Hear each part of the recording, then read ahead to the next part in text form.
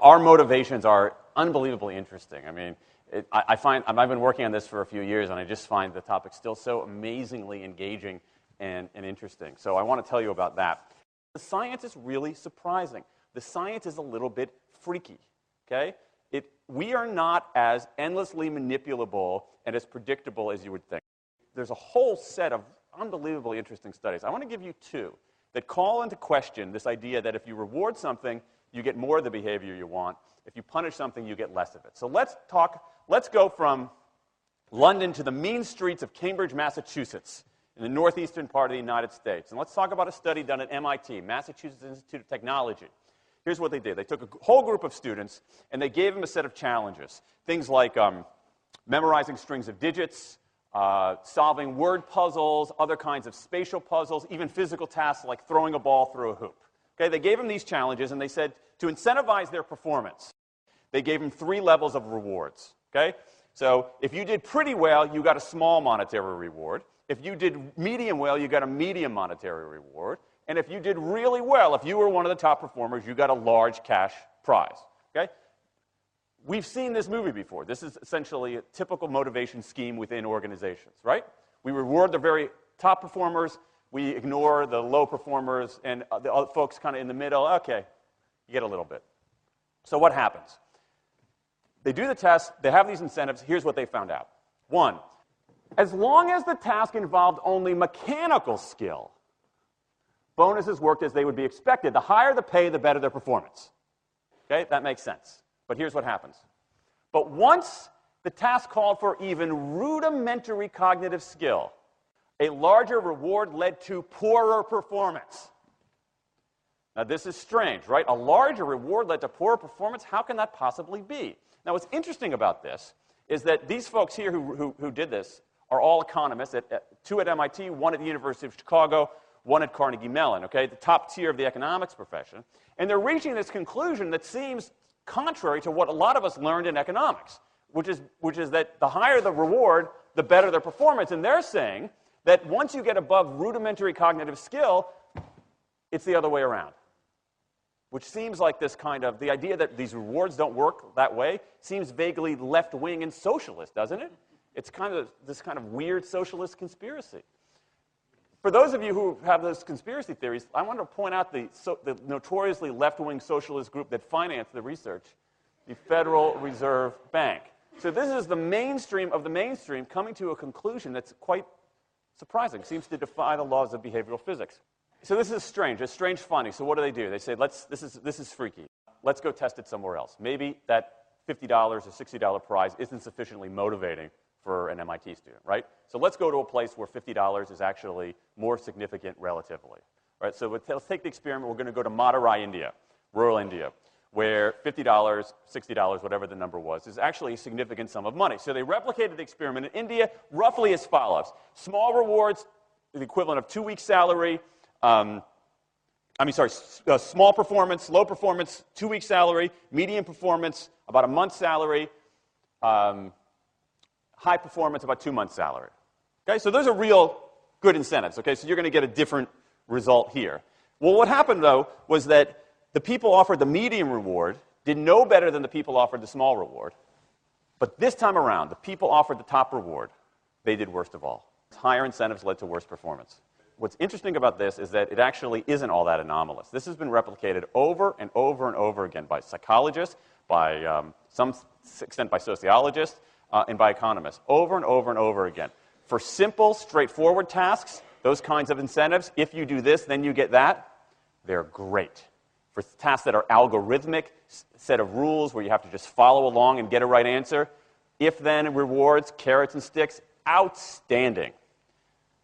But when the task gets more complicated, when it requires some conceptual, creative thinking, those kinds of motivators demonstrably don't work.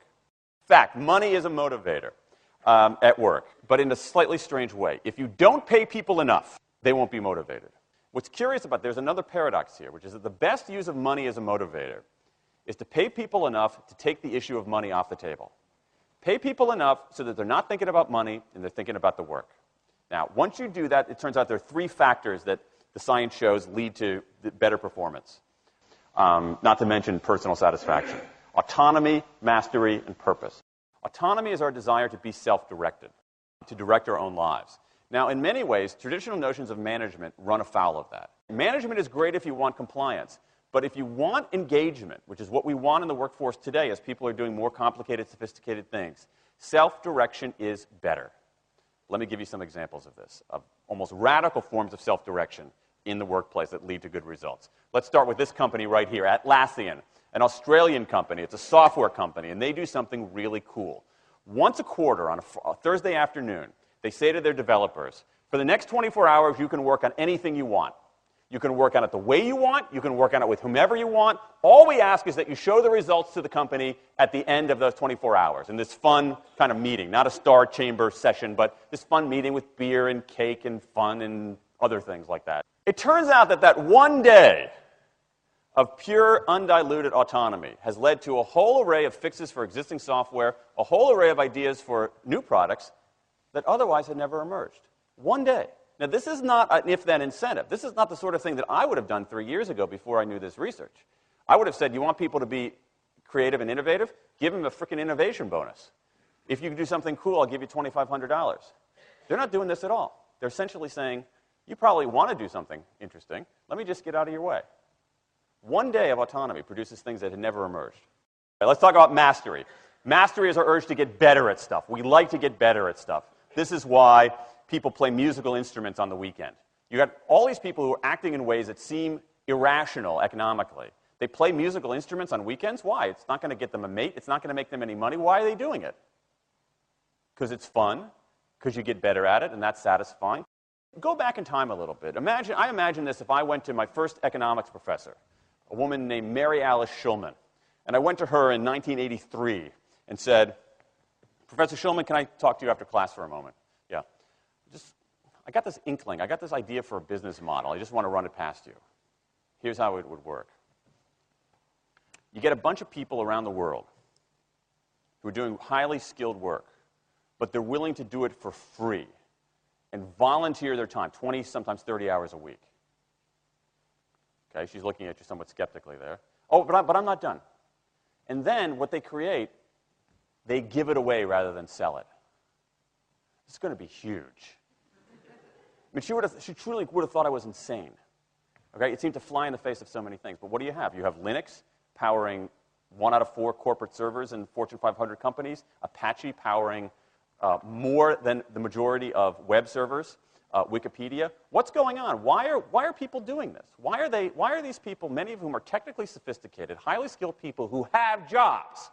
Okay, they have jobs. They're working at jobs for pay, doing sophisticated technological work. And yet, during their limited discretionary time, they do equally, if not more, technically sophisticated work, not for their employer, but for someone else for free.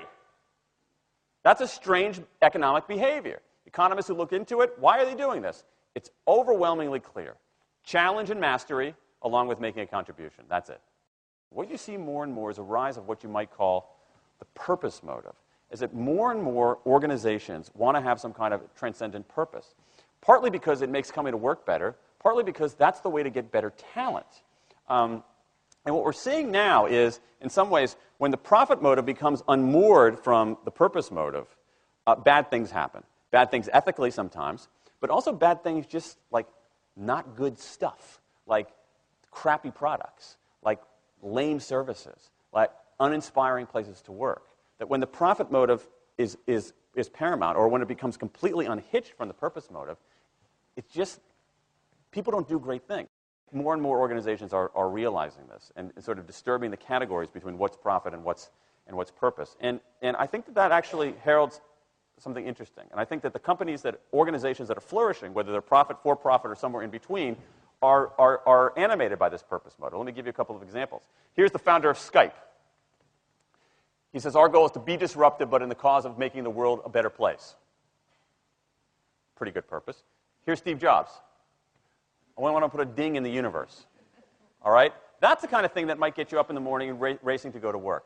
So I think that, that we are purpose maximizers, not only profit maximizers. I think the science shows that we care about mastery very, very deeply. And the science shows that we want to be self-directed. And I think that the big takeaway here is that if we start treating people like people and not assuming that they're simply horses, slower, smaller, better-smelling horses, if we get past this kind of ideology of carrots and sticks and look at the science, I think we can actually build organizations and work lives that make us better off, but I also think they have the promise to make our world just a little bit better.